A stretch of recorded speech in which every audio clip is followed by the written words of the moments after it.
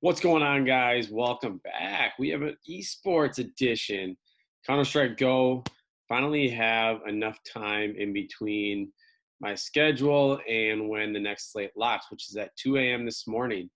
I know a lot of us are pumped to get back to our tier one teams and our big names, but I think there is still definitely some value in not only playing cash games but in GPPs too. I think if you've played over the last maybe 3 days, you've noticed a pretty big difference in pricing by DraftKings. They have taken almost, like, if a team is a minus 200 or better favorite, they're taking almost their top three players at least and putting them over 8,000, and then giving their value plays maybe at in the 7,000 range, which as a player, we just have to adjust. It definitely makes it harder just to like lock and load a 3-3 stack and cash. But I think it does make you think about the other side of these matchups that are closer rather than just relying on the odds. So we will look at that today because a lot of times now you'll see a huge price difference in teams, but a team might only be a slight favorite. And you might even see that move before lock. So let's get into the slate. It's a 4-game slate. We have the Gambit youngsters on it again, which always means we can lock in Shiro. And I think it makes sense to do it again. His price is, I think, 9,800 today or for tonight. But I think you can make it work. I think there's some plays that I like. We get Winstrike, who we haven't seen in a while. Elian is the most expensive player on the slate, but I don't really think at this price tag and the odds he's going to be worth it here against the Boars. Then we have Hard Legion Esports against Simon Gaming. Hard Legion is a minus 127 favorite right now. Again, basically a pick 'em. It's the slightest favorite. Nordavand against Gambit. Gambit is almost a minus 500 favorite. I would assume at least playing two of them will be pretty popular tomorrow. And Endpoint against LDLC. Endpoint being a slight favorite, but you will notice when we get to that game that the price tags are really nice on Endpoint. Even if they were the slight dog here, I really like some of their players and their price points, and allows you to do a lot with your builds. So let's get into it. Winstrike and Abasso.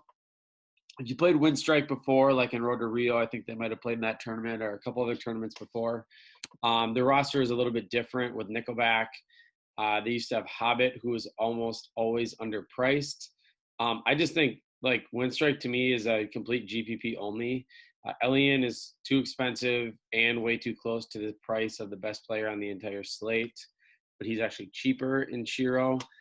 Bondic would be the next viable play at 9,600. It just doesn't seem worth it to me. And then the rest of them, it's an easy pass. So on the Boars side, I think there's some really nice value. I mean, Exis and Sui, 6,200 and 6,000 a piece. Again, they're not a huge underdog, so I think using those two, especially Sui, I like the best at 6,000. I think he's their best player. I think that this is easy way to stack up like a 3-stack Boar or a 2-stack from the Boars with a full Gambit stack or something like that. But the Boars will be in a similar position that we'll get to with Endpoint, that they're just underpriced. In the next game, Hard Legion is the slight favorite, and this is what I'm talking about with the price tags. So you got the top three players, and I don't even know that Kinky is really the third best player here. I don't know a lot about Boydian. I think he's the new guy on the team. Let's just take a look at him, because he could be some potential value if he is viable. Yeah, 0.68 kills per round, 0.69 deaths per round. I think that's pretty viable. I'm going to just look to see what kind of data he has here. It might just be like too short-term data, and it's not really giving us the best picture. So if we go to his stats,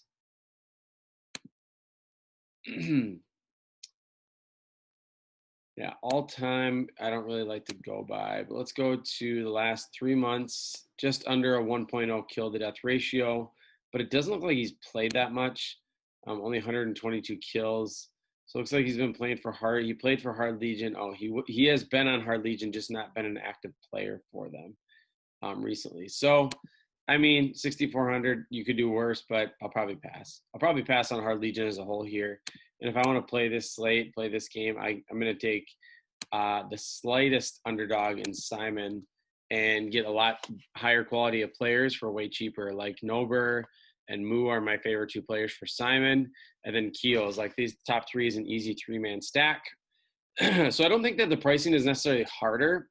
You just have to take some sides on some slight dogs in cash, which is kind of exciting for me to get out of just all favorites. So lock in Shiro. I would probably just lock in Axel, as he's also, he's clearly their second best fragger. And then after that, I think Nafani's too expensive because I think the difference between him and Supra is super small or smaller. So you can easily use Supra as a third man, or if you need the extra 200, Inters is viable as well. Nordovan will be a complete fade for me, even though I think Tensky and Nato Sapix are definitely way too cheap just based on their talent. But the odds and the matchup is about as brutal as it's going to get for them. My favorite game and prices here is on Endpoint. I love Crucial at 6,200 is insanely cheap. And Surreal at 4,600, it seems like they give this guy no respect. He has been like their third best fragger forever, or for as long as I've been paying attention to CSGO and Endpoint. And we'll notice here when we bring up their numbers, Crucial has a 0.74 kills per round and only a 0.63 deaths per round, and he is 6,200 as a slight favorite. Even in a competitive match, if they lose, he should do really well. Surreal, 0.68 kills per round, 0.66 deaths per round. He's 4,600. Freebie. Play Shiro at captain, use Surreal, do whatever else you want after that. Thomas has, I think, just in recent performance, his price has gone up past Crucial because of that. But I don't think long-term there's that big of a difference. So I'm just going to go, I'm not going to go into this type of stats with all the teams, just them right now, because I do want to see, I think this core group of guys have played together now for quite a bit, which makes it easier to look at their data. Excuse me. So here we go. Remember, Surreal is 4,600. Over the last 241 maps, he has a plus 197 kills compared to his death ratio. Crucial, 719. He is 6.2 thousand as a favorite. And Thomas, 421. He is 7,600. So I will leave you with that. That Shiro at captain, I always think is viable. You don't have to do it. But with the price tags you have here, you can basically still do whatever you want. And this is kind of where I would start and then go from here.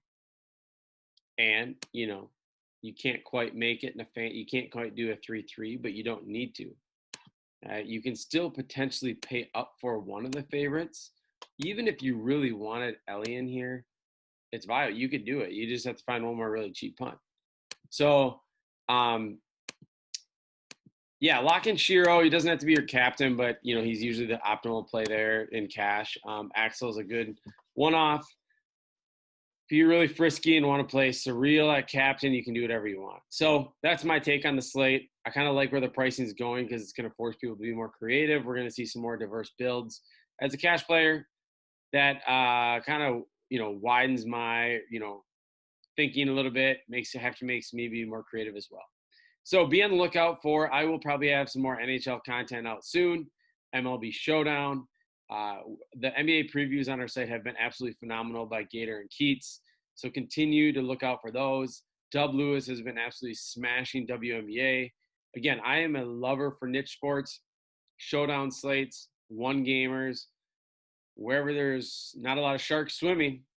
Okay, so if you are looking for that cash game edge, check out my other video where I talk about how to find matchups with less than average players that will bleed long-term profit for you. All right, have a good one, and be sure to subscribe to this channel. Give it a like, give it a subscribe, whatever you can do. Have a good